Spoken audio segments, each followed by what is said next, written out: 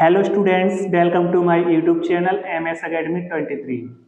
तो आज की वीडियो में हम नेक्स्ट क्वेश्चनों की बात करेंगे। जो हमने पहली वीडियो में डे 3 में हमने 15 क्वेश्चन किए थे।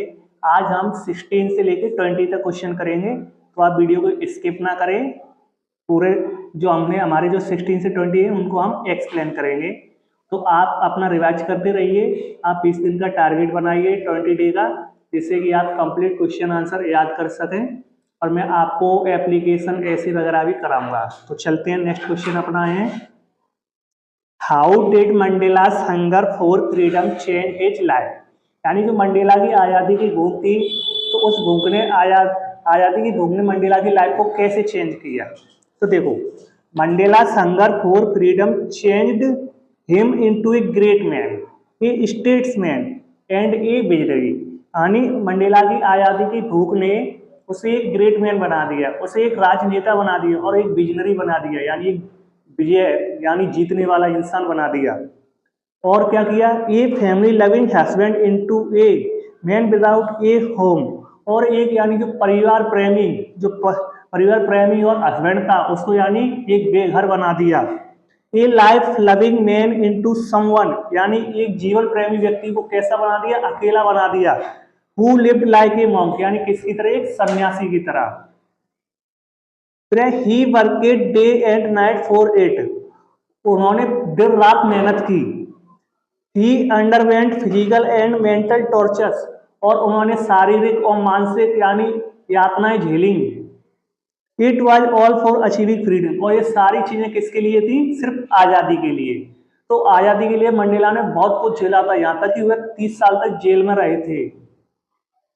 नेक्स्ट क्वेश्चन है हमारा, जो कि हमारे लेसन 3 के हैं, why was the young seagull afraid to fly.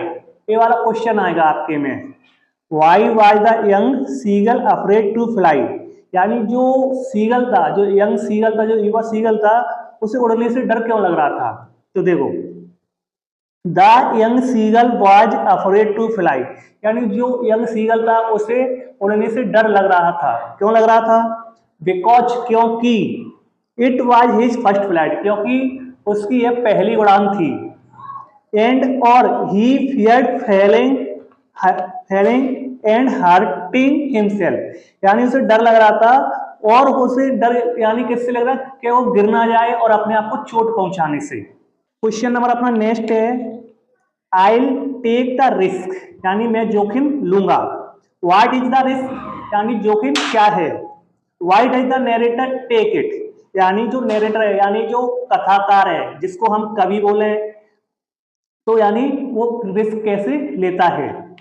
तो देखो आंसर है, when the narrator was flying back to his home in his plane, यानी जब नरेटर अपने प्लेन से वापस अपने घर लौट रहा था, तो क्या होता है, ही सो स्टॉर्म क्लाउड्स, तो उसने क्या देखे, तूफानी बादल देखे। क्या देखे उसने, तूफानी बादल देखे। सो इसलिए there was a risk in flying the plane through the storm, यानी इसलिए उसने क्या ली, रिस्क ली। किसकी रिस्क ली, यानी तूफानी बादलों में क्या किया, प्लेन को उड़ाने की रिस्क ली। बट लेकिन he wanted to meet his family at breakfast anyhow, यानी वह किसी भी तरीके से अपनी फैमिली के पास यानी नाश्ते के समय पर पहुंचना चाहता था। सो इसलिए the narrator took the risk, इसलिए नरेटर क्या यानी रिस्क लेता है, जो पायलट वो क्या करता है, रिस्क लेता है। हमारा नेक्स्ट क्वेश्चन है, डिस्क्राइब द नरेटर्स एक्सपीरियंस, यानी जो वर्णन करता है, जो पायलट है उसका अनुभव का वर्णन कीजिए। As he flew the aeroplane into the storm, किसका वर्णन करना है हमें, उसकी एक्सपीरियंस। कौन सा एक्सपीरियंस था, जब उसने तूफानी बादलों में अपना प्लेन उड़ाया था। तो देखो आंसर अपना, when the narrator's plane entered the storm clouds, यानी जब नरेटर ने तूफानी बादलों में यानी अपना प्लेन क्या किया, एंटर किया, तो the plane started jumping and twisting, यानी तो उसका प्लेन क्या करने लगा, उछलने कूदने लगा। The radio compass and other instruments also stopped working, और जो पूरे इंस्ट्रूमेंट्स से यानी जिनसे सारी चीजें चलती है, रेडियो वगैरह, वो सारी चीज क्या हो गई, काम करना बंद कर दिया। यानी क्या कर दिया, स्टॉप्ड वर्किंग, यानी काम करना बंद कर दिया। इन फैक्ट एक्चुअली में फिर क्या होता है, ही डिडंट हैव, इसमें क्या लगे, he didn't have much fuel either, और उसमें ज्यादा क्या था, और उसमें ज्यादा तेल भी नहीं था, जो यानी ईंधन भी नहीं था।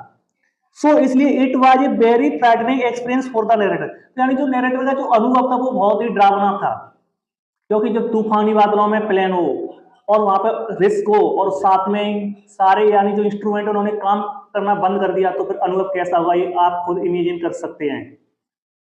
अपना नेक्स्ट क्वेश्चन है, what made the women in the control centre, यानी जो कंट्रोल सेंटर है उसमें जो वुमेन है, look at the narrator strongly, यानी जो नरेटर है जो पायलट है उसको यानी अजीब नजरों से क्यों देखा, यानी क्यों देखती है या क्यों देखा।